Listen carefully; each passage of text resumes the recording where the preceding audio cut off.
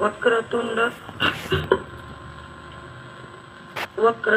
महाकाय सूर्यकोटी समप्रभ निर्विघ्नं कुरु मे देव सर्वकार्येषु सर्वदा।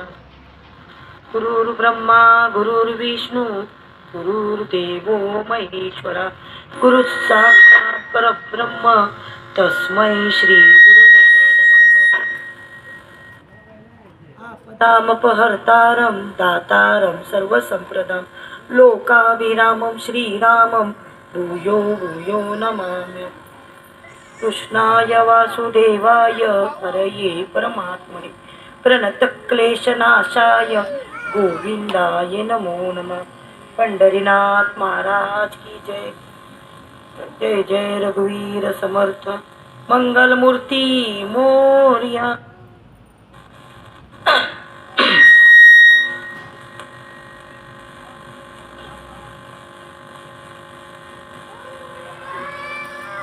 बंध विमोचन राम माझा बंध विमोचन राम बंध विमोचन राम माझा बंध विमोचन राम।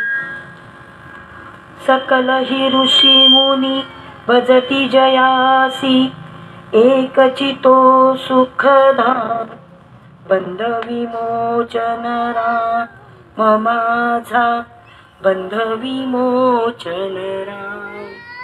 सद्गुरु कृपया ओळखिला जो एकचितो सुखधाम बंध विमोचन राम माझा बंध विमोचन राम। सद्गुरु कृपया ओळखिला जो कौसल्येचा राम बंध विमोचन राम माझा बंध विमोचन राम।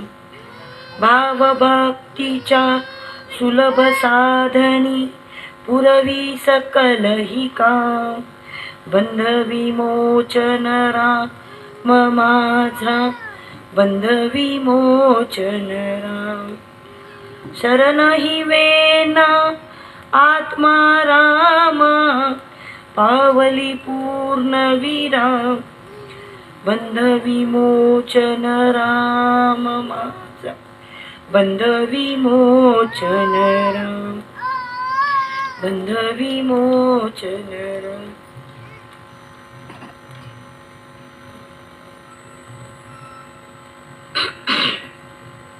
सर्व श्रोत्यांच्या हृदयस्थ परमात्म्याला वंदन करून मी पूर्वरंगाची सुरुवात करते निरूपणाची।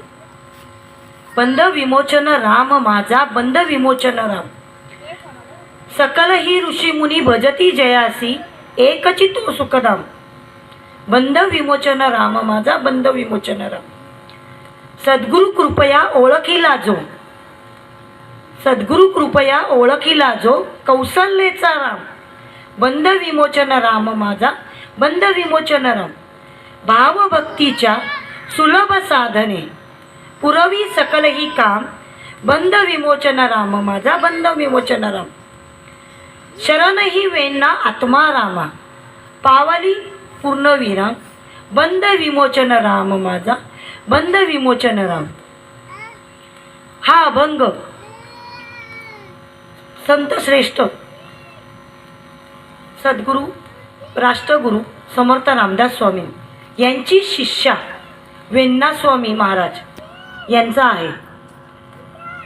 ज्यावेळी मोगलांच्या काळामध्ये म्हणजे ज्यावेळी स्त्रियांना घराबाहेरही पडू देत नव्हते, स्त्रियांना शिक्षण वर्ज्य होतं, त्यावेळी सद्गुरु समर्थ रामदासांनी वेण्णा स्वामींना उभं राहून कीर्तन करण्याची परवानगी दिली।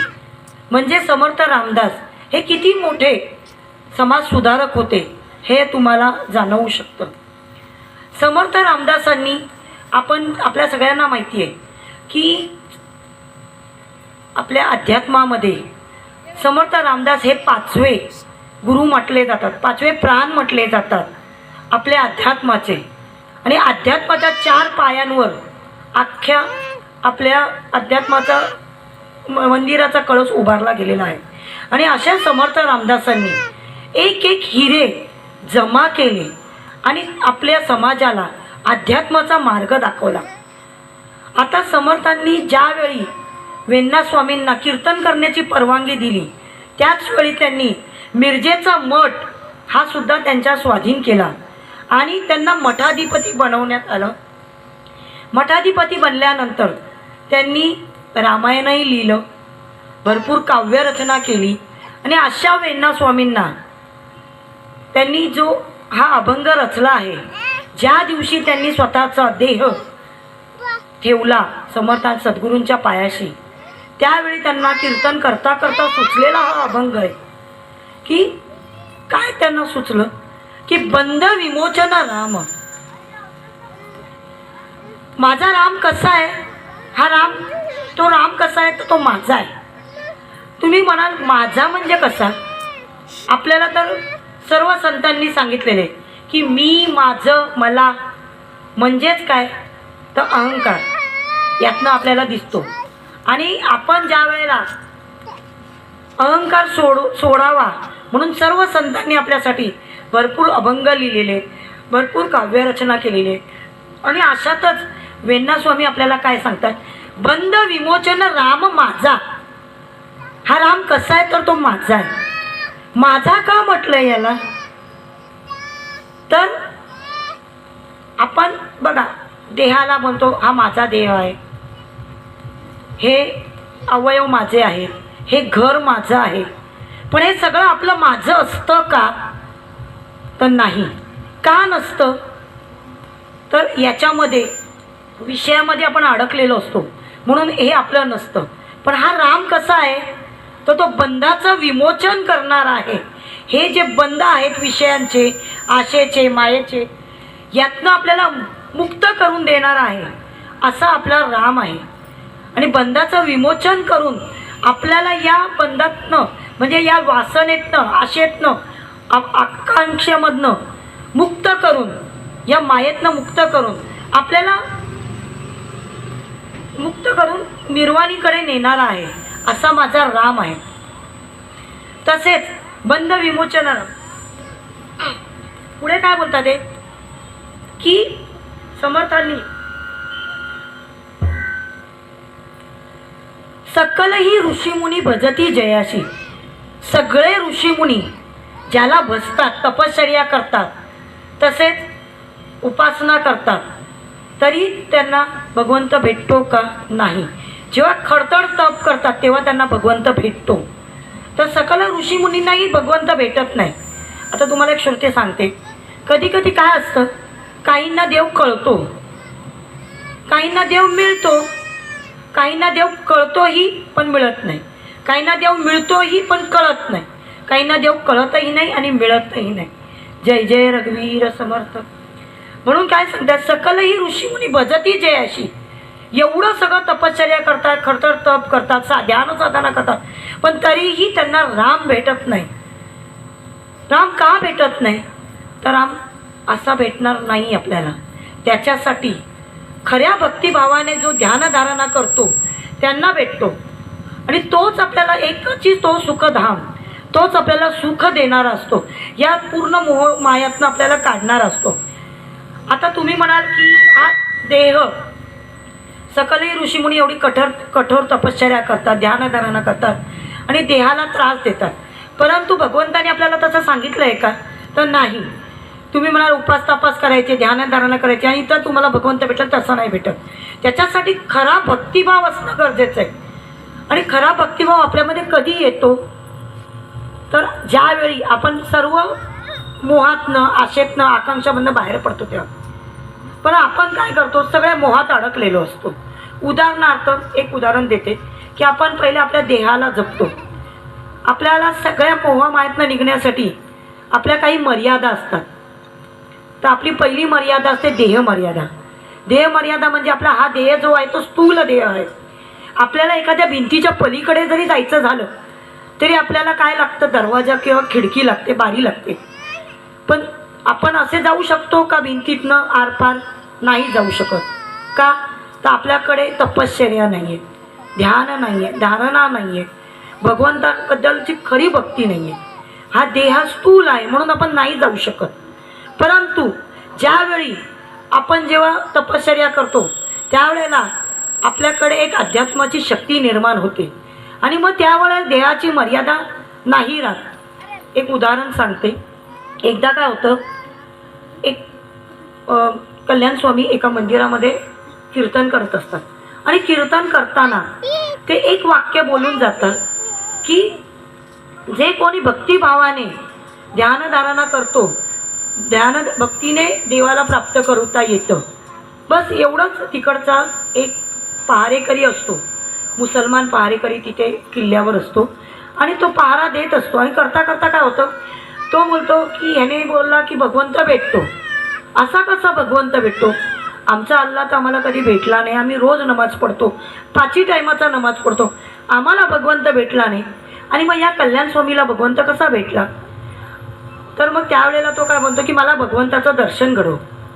कल्याण स्वामी म्हणतात हां घडेल ना भगवंताचं दर्शन, परंतु तू एक काम कर, उद्या माझ्याबरोबर माझं कीर्तन संपलं का मला भेट, मी तुला भगवंताचं दर्शन घडवतो. आता त्याला त्या किल्लेदाराकडे, त्या मुसलमान किल्लेदाराकडे काहीही नसतं, भाव नसतो, भक्ती नसतो. फक्त त्याला कल्याण स्वामीला सजा द्यायची असते. का तर त्याने एक वाक्य बोललेले असतात कल्याण स्वामी की तुम्ही खऱ्या भगवंताची भक्ती कराल मनापासून तर तुम्हाला भगवंत भेटतो. आणि असा भगवंत कसा भेटेल या विचारांनी तो किल्लेदार हे करतो. पण कल्याण स्वामींना चिंता पडते की मी बोलून गेलोय की याला उद्या भगवंत दाखवेल, पण भगवंत याला नाही दिसू शकत, कारण की याच्याकडे ध्यानधारणा नाही, तपश्चर्या नाही, योग सामर्थ्य नाही. मग याला भगवंत कसा भेटेल? तरी पण ते काय कल्याण स्वामी म्हणतात, भगवान समर्थ रामदासा, आता माझ्या इज्जतीचा प्रश्न आहे, तुम्ही आता मला काही करून उद्या भगवंताचं दर्शन या यवनाला, या किल्लेदाराला करण्यासाठी मदत करा. तसंच होतं. समर्थ रामदास कल्याण स्वामींच्या स्वप्नात जातात आणि सांगतात की ठीक आहे मी सांगतो तसं कर. कल्याण स्वामींचं कीर्तन होतं आणि त्यावेळेला त्यांना बुद्धी सुचते. ते म्हणतात काय की चल मी जातो तसा माझ्या पाठोपाठ ये.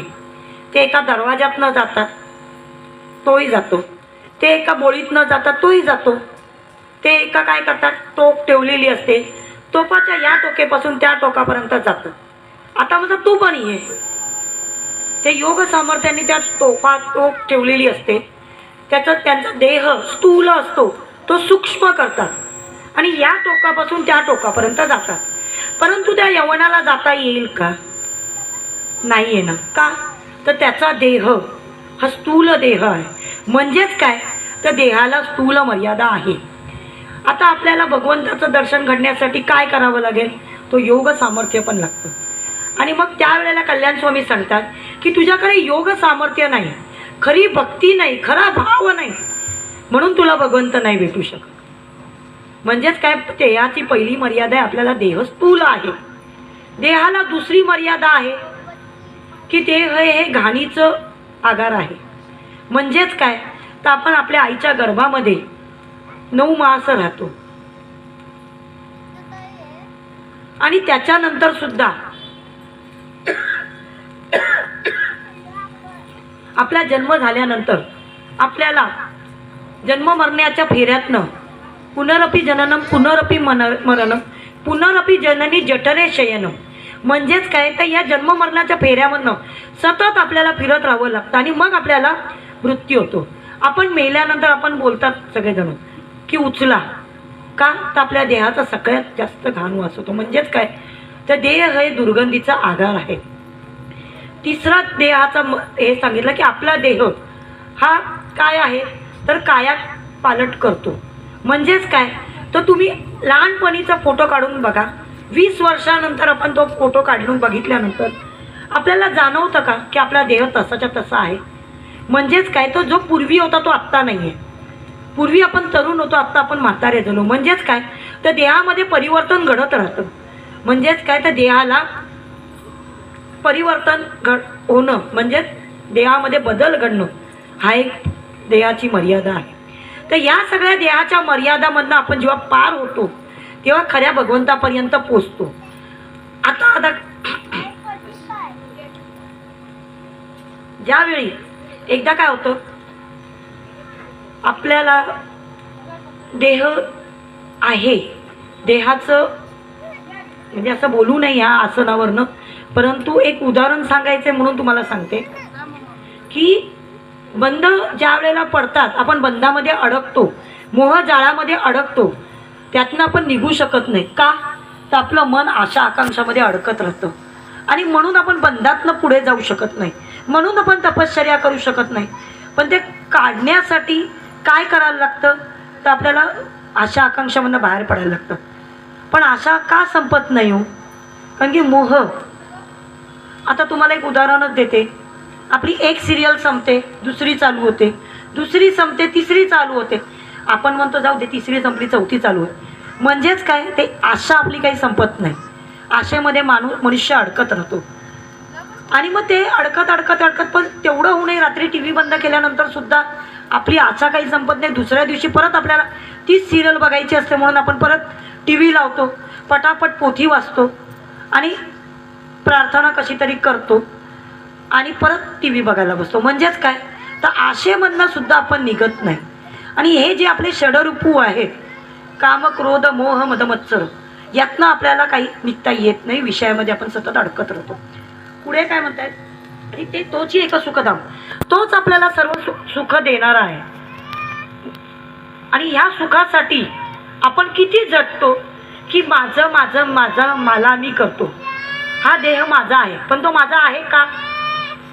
आपण गेल्यानंतर उदाहरणार्थ समजा आपण सकाळी उठलो, चहा प्यायला बसलो आणि कोणीतरी येऊन सांगितलं की बाजूचे आजोबा गेले.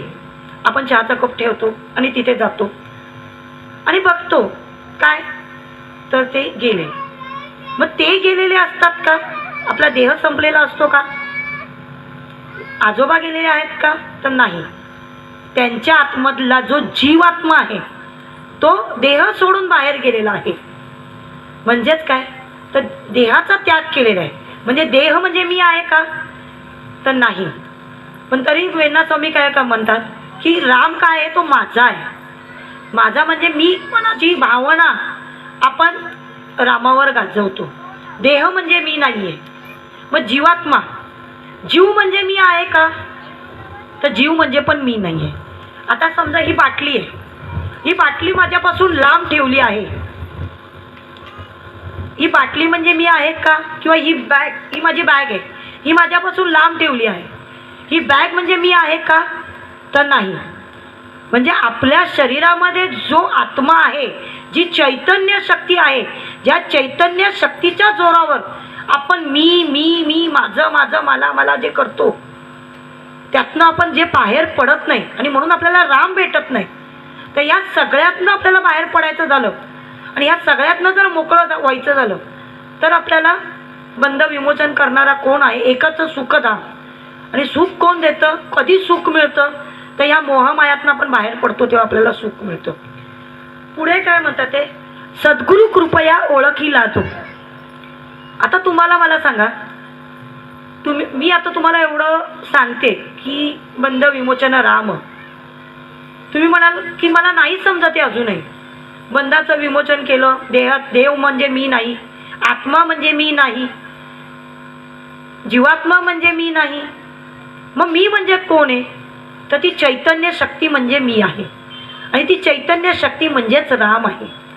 मग या जगामध्ये तो एकच राम सगळीकडे भरलेला आहे.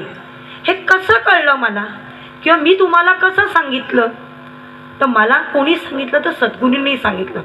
सद्गुरूंना कसं कळलं? तर तपश्चर्येमुळे कळलं. मग सद्गुरूंमुळे तो राम मला कळला. जसं वेणा स्वामींना राम कोणामुळे कळला? तर समर्थ रामदासांमुळे कळला. समर्थ रामदासांना कसा कळला? तर त्यांच्या गुरूंमुळे कळला.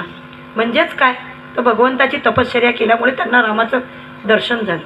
मग सद्गुरूंमुळे जर आपल्याला भगवंत कळतो तर त्या सद्गुरूंना शरण जाणं हे आपलं कर्तव्य आहे. आता या अभंगामध्ये वेणा स्वामींनी काय केलंय, तर दोन व्यक्तींना वंदन केलं. एक सद्गुरूंना वंदन केलंय आणि दुसरं कौशल्याच्या रामाला वंदन केलं, म्हणजे कौशल्या मातेला वंदन केलंय की जिच्यामुळे आपल्याला दाशरथी राम भेटला. राम हे किती प्रकारचे आहेत? तर 3 प्रकारचे राम आहेत. एक दाशरथी राम म्हणजे ज्याला आपण सगळ्यांना माहिती आहे की कौशल्य मातेचा राम आहे, दशरथाचा पुत्र आहे, भरत लक्ष्मण सुग्रीव यांचा बंधू आहे, सीतेचा पती आहे, लवकुशांचे पिता आहे.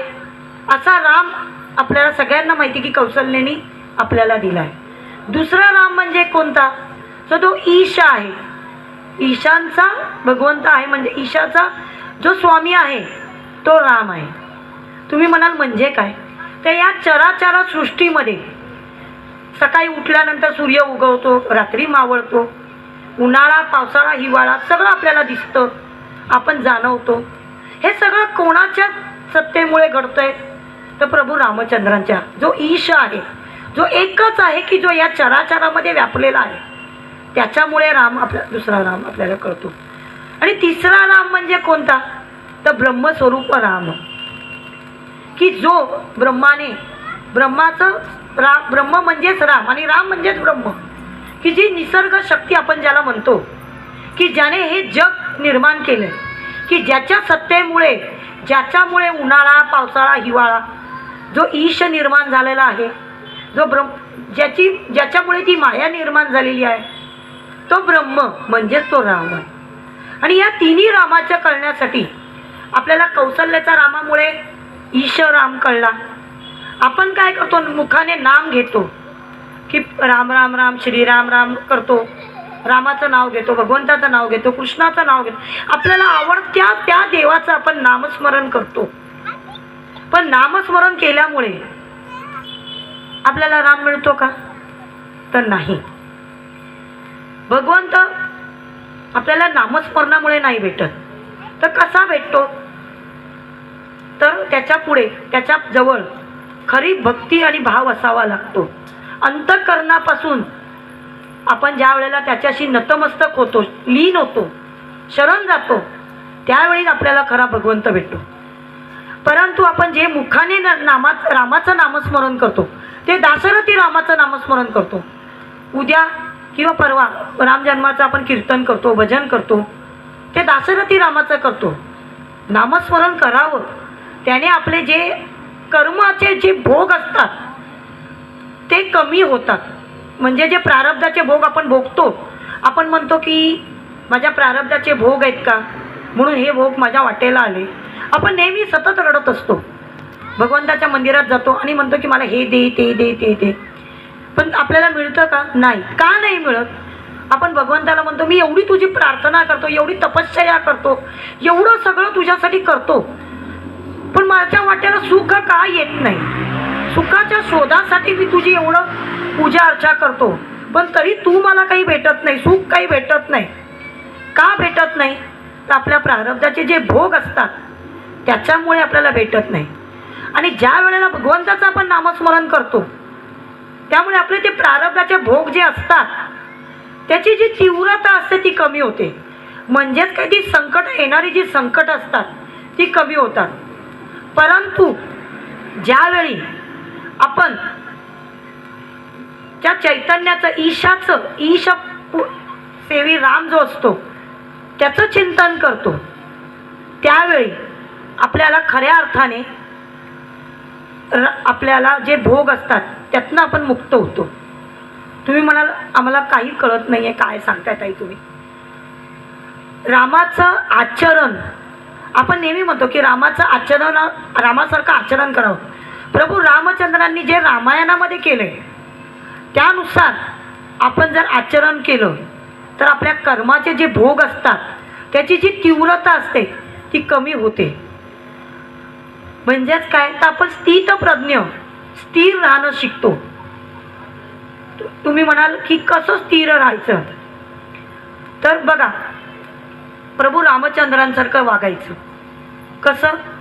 तर ज्यावेळी ते मोठे झाले, त्यांचं शिक्षण पूर्ण झालं, त्याच्यानंतर दशरथांनी सांगितलं की बाबा तू माझ्या घरातला ज्येष्ठ पुत्र आहेस, मग तुझा आता राज्याभिषेक होणार आहे. प्रभू रामचंद्र म्हणाले, हरकत नाही, ठीक आहे, राज्याभिषेक होणार. आपल्याकडे एखाद्या आनंदाची घटना घडली तर आपल्याला किती आनंद होतो, अतिशय आनंद होतो. आपला आनंद गगनात मावत नाही. परंतु ज्यावेळी रामाने काय सांगितलं, ठीक आहे, ठीक आहे, माझा राज्याभिषेक व्हावा, हरकत नाही, तुमच्या म्हणण्याप्रमाणे मी राज्याभिषेक करायला तयार आहे. म्हणजेच काय, तर स्थिर वृत्ती होती. त्याच्यानंतर दशरथाचं कैकईशी संभाषण होतं आणि त्यानंतर कैकई सांगते की नाही, मला तुम्ही ते 2 वचनं दिले होते त्यानुसार माझ्या पुत्राला गादी मिळावी आणि प्रभू रामाला 14 वर्षाचा वनवास मिळावा. आणि हे झाल्यानंतर दशरथाला खूप वाईट वाटतं आणि दशरथ सांगतो की रामा, आता तुला राज्याभिषेक नाही होणार, तुला वनवासाला जायचं आहे. तरी प्रभू रामचंद्र म्हणतात, ठीक आहे, मी जातो वनवासाला. म्हणजेच काय, तुम्ही एक उदाहरण सांगते, तुम्हाला समजेल असं. आपल्या घरी एखाद्या वेळा काय होतं, आपल्याला पिक्चरला जायचं असं, सिनेमाला जायचं असतं, आपण 1000 रुपयाचं तिकीट काढतो आणि त्याच दिवशी आपल्या घरी पाहुणे येतात. कोणते येतात, सासरचे. त्या दिवशी पाहुणे आल्यानंतर आपल्याला काय म्हणतो, कशाला हे तडमडायला आत्ता चालेल, माझं पिक्चरचं तिकीट आता जाणार फुकट. म्हणजेच काय, जाऊन काय जातं, आपलं 1000 रुपयाचं तिकीट जातं.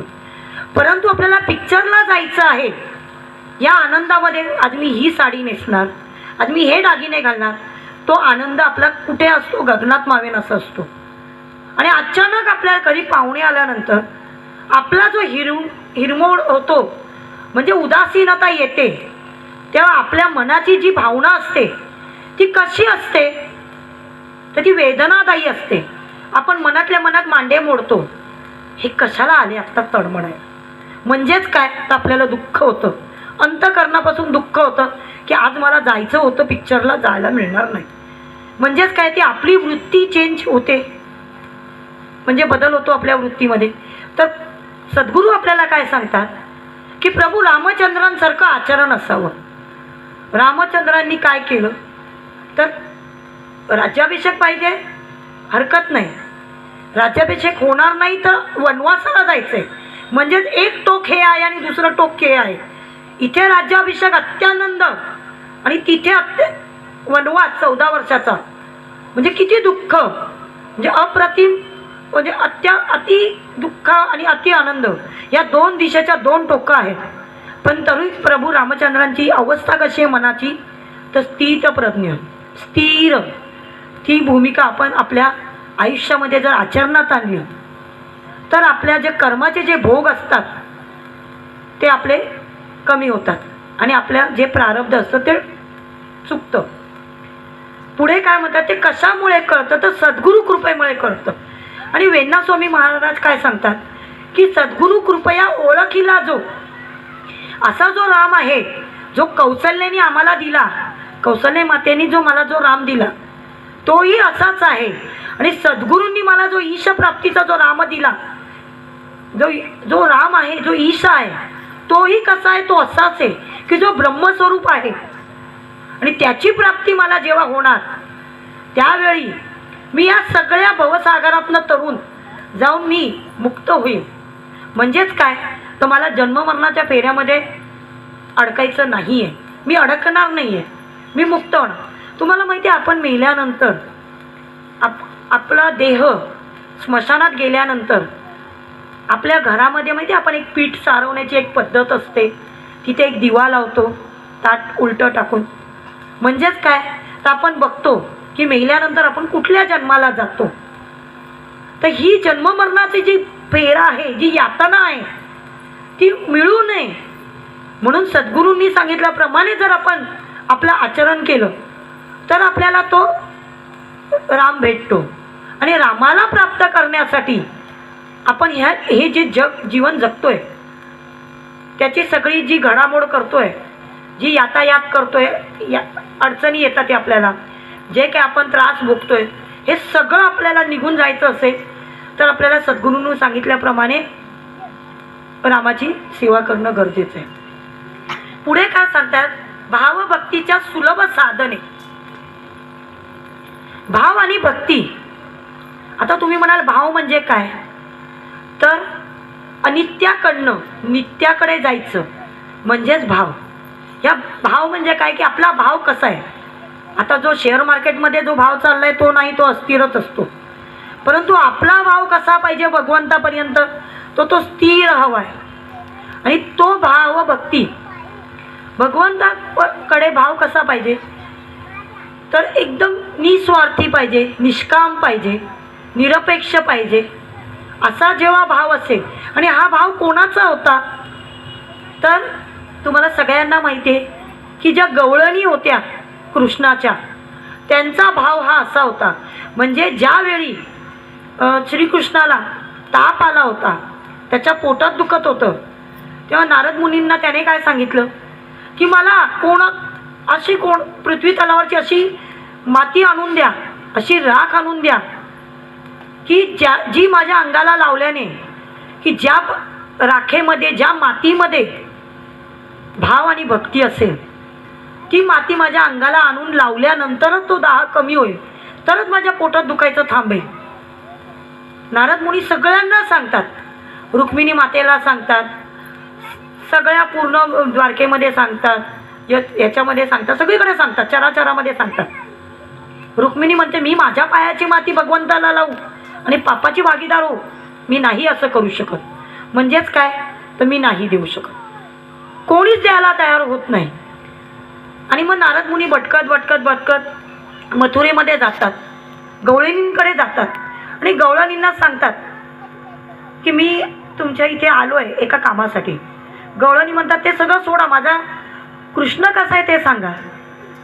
आणि त्यावेळेला सांगतात नाही हो, तुमचा कृष्ण खूप आजारी आहे.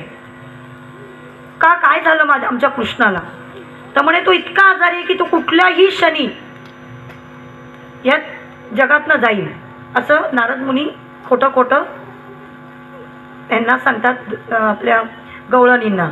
गवळणी रडायला लागतात. का, तर गवळणी म्हणजे भगवंत आणि भगवंत म्हणजे गवळणी, म्हणजे एकच तत्व, वेगळं नाहीच. आणि ह्या तत्वानुसार त्या चालत असतात की आमचा हा देह वेगळा नाहीच आहे. म्हणजेच काय, तर आम्हीच कृष्ण आहोत आणि कृष्णच गवळण आहे. ह्या तत्वाने त्या जगत असतात. आणि ज्यावेळी त्यांना कळतं की आमचा कृष्ण भगवंत आजारी आहे आणि त्याला काय हवं आहे, तर पायाची माती हवी आहे. आणि कोणत्या पायाची माती हवी आहे, तर भक्तीत बुडालेल्या जे लोक आहेत त्यांच्या पायाची माती हवी. त्यावेळी सर्व गवळणी, राधेपासून सर्व गवळणी काय करतात, तर त्या मातीमध्ये इतक्या लोळतात, नाचतात, भावभक्तीने भजनं करतात. आणि ती माती सूप भरून, म्हणजे गमेले गमेले भरून नारद मुनींच्या पुढ्यात करतात आणि सांगतात यातली जितकी हवी माती तितकी घेऊन जा आणि आमच्या भगवंताला लावा, पण आमच्या भगवंताला बरं करा. म्हणजेच काय, तर भाव त्यांचा इतका अत्यंत कोटीचा असतो की आम्ही आणि तो वेगळा नाही. जो आपल्या शरीरामध्ये जी चैतन्य शक्ती आहे तीच राम म्हणून भरलेली आहे आणि तीच आम्ही आहोत. ज्या वेळेला हा विचार आपल्या मनात येईल की हा जो देह आहे ज्याला मी माझं म्हणतो, आपण म्हणतो माझं डोकं दुखतंय, माझे पाय दुखतात आहे, माझं पोट दुखतंय, म्हणजे आपण हे सगळं म्हणजे मी आहे का, तर नाही. हे सगळं म्हणजे मी नाही, मी कोणीतरी वेगळं आहे. मी म्हणजे बाजूची वस्तू आहे का, मगाशी मी म्हटल्याप्रमाणे ही पिशवी म्हणजे मी आहे का, नाही. पण याच्यामध्ये माझा जीव गुंतलेला आहे. का गुंतलाय, तर याच्यामध्ये मी गुंज सोनं ठेवलंय, याच्यात पैसा अडका ठेवलाय. म्हणजेच काय, तर मी मोह मायामध्ये अडकली आहे. म्हणून ही पिशवी म्हणजे मी आहे का, तर नाही, मी नाही आहे. आता जीवात्मा देह सोडल्यानंतर, मगाशी मी तुम्हाला त्या आजोबांचं उदाहरण दिलं की आजोबा गेले पण देह तर त्यांचा दिसतोय. मग देह म्हणजे मी आहे का, तर नाही. आत्मा म्हणजे मी आहे का, नाही. जीवात्मा म्हणजे मी आहे का, नाही. मग मी कोण आहे, तर ही चैतन्य शक्ती की जी चराचरामध्ये व्यापून टाकलेली आहे. उद्या मी मेल्यानंतर मी देह सोडून जाईल, देह पडतो, मी मेल्यानंतर माझा देह पडेल, पण ती चैतन्य शक्ती जाईल का? नाही जाणार. आपण म्हणतो 13 दिवस आपला आत्मा इथेच असतो, मग तो जीवात्मा निघून जाईल 13 दिवसानंतर, पण ती चैतन्य शक्ती कुठे निघून जाईल का? तर नाही जाणार. म्हणजेच काय, तर सद्गुरूंनी आपल्याला हे सांगितले की आपण हे सगळं मी माझं मला करतो ते सगळं सोडून द्यायचं, आणि जेव्हा स्थिर वृत्ती ठेवायची त्यावेळी आपल्याला भगवंत भेटतो. आणि भक्ती कशी करावी, तर निस्वार्थी निरपेक्ष भक्ती करावी. तुम्हाला मगाशीच मी सांगितलं की गवळणींनी जशी भक्ती केली तशी भक्ती भगवंताला प्रिय असते. आणि पुरवी सकलही काम, आणि अशी जेव्हा भक्ती आपण करतो त्यावेळी आपली सगळी कामं, तुम्हाला माहिती आहे का की ज्यावेळी आपण भगवंताचं नामस्मरण करतो, एकनाथ महाराजांनी सतत भगवंताचं नामस्मरण केलं निस्वार्थीपणे, म्हणून श्रीखंडाच्या स्वरूपात भगवंत त्यांच्या घरी पाणी भरला, चंदन उघडलं, एकनाथ महाराजांचे पाय दाबले, सेवा केली, सगळी कामं त्यांनी 12 वर्ष असे 2 तप एकनाथ महाराजांच्या घरी केले. मीरेच्या घरी, संत सखूबाईच्या घरी, चोखामेळ्याच्या घरी, सगळ्यांच्या घरी तुम्हाला माहिती आहे भगवंतांनी राबले, कामं केले, कष्ट केले. का? तर त्यांची भक्ती ही अत्युच्च कोटीची होती, परमोच्च पदाला नेऊन ठेवणारी भक्ती होती. त्यांचा भाव तेवढा होता की कुठल्याही अपेक्षा नाही, काही नाही, आम्हाला काही नको. आपण एखाद्या मंदिरात जातो, नमस्कार करतो, भगवंताकडे काय करतो, तर फक्त मागतो स्वतःसाठी, मला पास होऊ द्या, 10वीपर्यंत गेलो तर मला पास होऊ दे, परीक्षेचा पेपर सोपा जाऊ दे, मी तुला एक 5 रुपयाची खडी साखर ठेवेन. परत काही वर्षांनी जातो, परत आपण भगवंताकडे काय मागतो की मला 12वीची परीक्षा पास होऊ दे, नोकरी लागू दे, मी तुला पेढ्याचा एक बॉक्स ठेवेन. म्हणजेच काय, तर तिथे तुमचा भाव असतो का? नाही. भक्ती असते का? नाही. अशी भावभक्ती अपेक्षित नाही आहे ना इथे सद्गुरूंना. वेण्णा स्वामींना ती भावभक्ती नको आहे. त्यांना कशी भक्ती पाहिजे? अत्युच्च कोटीची भक्ती पाहिजे.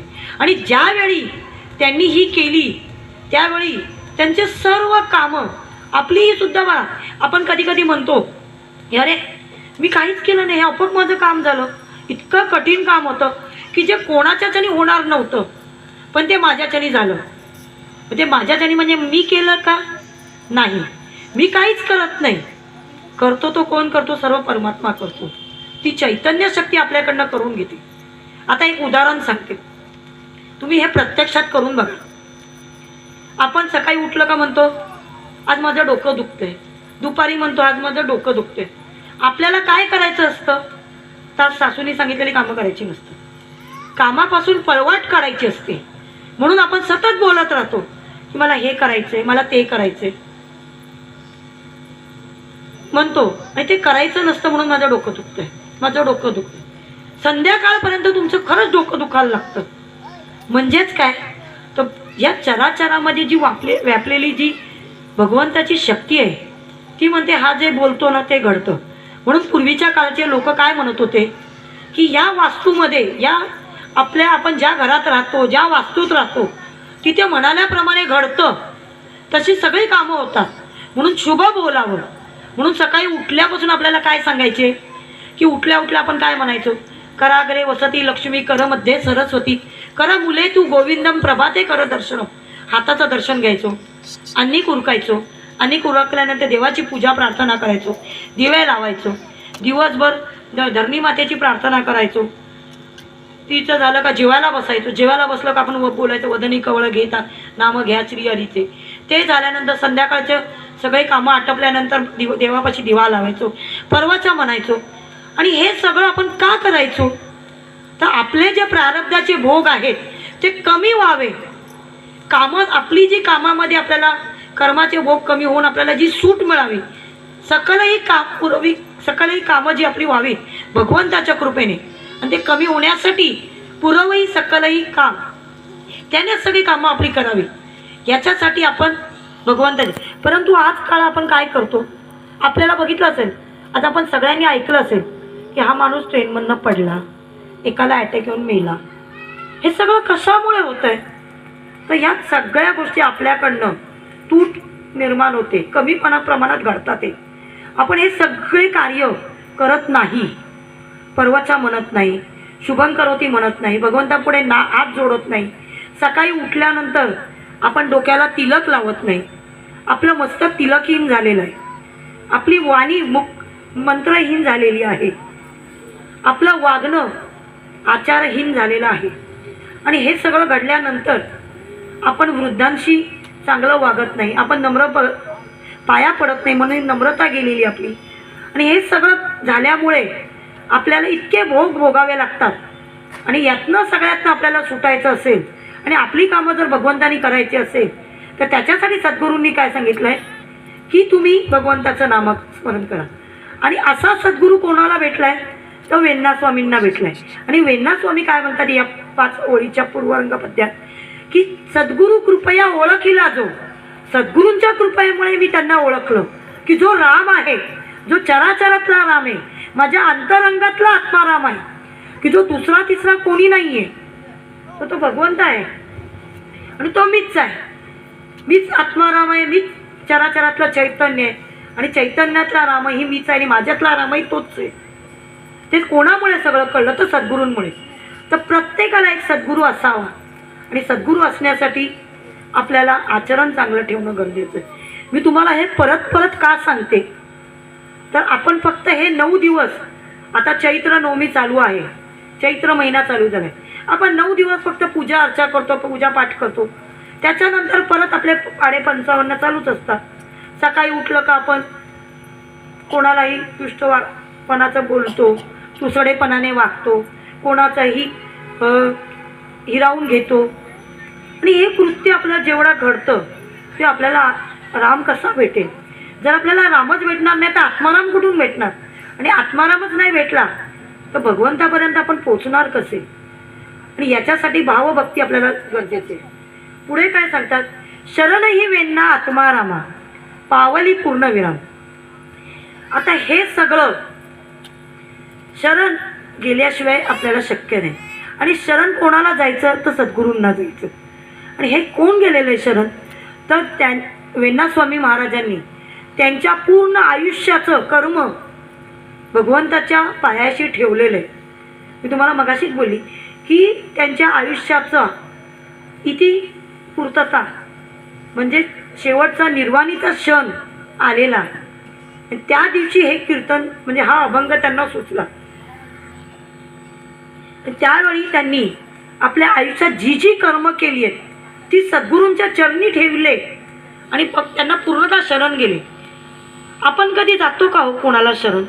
आपण एखादी गोष्ट एखाद्यापासून खोटं जरी बोललो तरी आपल्या मनाला आपण शरण जात नाही, आपल्या मनाला पण आपण फसवतो. नाही मी नाही केलंय, ती तशीच होती, ती अशीच होती, सतत नावं ठेवत राहतो. म्हणजेच काय तर भगवंताला शरण जाणं तर फार लांबची गोष्ट, सद्गुरूंना शरण जाणं तेही फार लांबची गोष्ट. परंतु आपण आपल्या स्वतःला मनाला सुद्धा शरण जात नाही, मनाचं सुद्धा आपण ऐकत नाही. आणि हे सगळं करण्यासाठी वेण्णा स्वामी सांगतात की पहिलं स्वतःच्या मनाला शरण जा. आणि त्या स्वतःच्या मनाला शरण गेल्या आणि त्यांनी पूर्ण आत्मारामाशी लीन झाल्या आणि भगवंताच्या चरणाशी म्हणजे सद्गुरू चरणाशी आपला देह ठेवला. समर्थांनी इतके शिष्य बनवले की कल्याण स्वामी बनवले, दिवाकर बनवले, वेण्णा स्वामींना शिष्य केले, इतके शिष्य बनवले. परंतु वेण्णा स्वामी या अशा शिष्या होत्या की सगळ्यात वेगळ्या तल्लख होत्या. आणि त्या एक स्त्री असून सुद्धा त्यांनी कीर्तन करून त्यांच्या स्वतःचा या देहामधनं निर्मुक्त झाल्या आणि भगवंताशी एकारूप झाल्या. आणि ते सगळं होण्यासाठी आपल्यालाही शरण जाणं गरजेचं आहे. म्हणूनच आपण वेण्णा स्वामींनी सांगितल्याप्रमाणे पूर्वरंग पद्यात बंध विमोचन राम माझा बंध विमोचन. सगळ्या बंधनातनं जर मुक्त कोणी करणारा असेल तो फक्त एकच आहे, आणि तो एकच म्हणजे तो राम आहे, आणि तो माझा आहे. जेव्हा आपण त्याला आपलं मानतो, माझा मानतो, अहंकार सोडून देतो, त्याग करतो, तेव्हा तो आपण आपला मान स्वतःशी एकरूप होतो. आणि जेव्हा बंधातनं मोकळं होतो तेव्हा त्या चैतन्य रूपाचं आपल्याला आकलन होतं. आणि म्हणूनच सद्गुरू चरणी आपण हा अभंग ठेवू आणि 2 मिनटं सगळ्यांनी प्रार्थना करूया. बंध विमोचन राम माझा बंध विमोचन राम, सकलही ऋषीमुनी भजती जयासी, एकची तो सुखधाम. बंध विमोचन राम माझा बंध विमोचन राम. सद्गुरु कृपया ओळखिला जो कौसल्याचा राम, बंध विमोचन राम माझा बंध विमोचन राम. भावभक्तीच्या सुलभ साधने पुरवी सकलही काम, बंध विमोचन राम माझा बंध विमोचन राम. शरणही वेना आत्मा रामा, पावली पूर्ण विराम, बंध विमोचन राम माझा बंध विमोचन. जय जय रघुवीर समर्थ. या प्रवचना करताना ही संधी मला पाटील बंधूंनी दिली, त्याच्याबद्दल मी सगळ्या पाटील बंधूंचं आभारी आहे. तसेच सर्व श्रोत्यांनी मला ऐकून घेतलं त्याबद्दल मी त्यांचे आभारी आहे. माझ्या काही चुका झाल्या असतील तर त्या सर्व चुका माझ्या असतील, आणि जे काही चांगलं तुम्हाला जर वाटलं असेल तर ते माझ्या गुरूंनी दिलेलं असेल. एवढेच सांगून 2 शब्द सांगून भगवंता चरणी हे पुष्प वाहते आणि आपली आज्ञा घेते.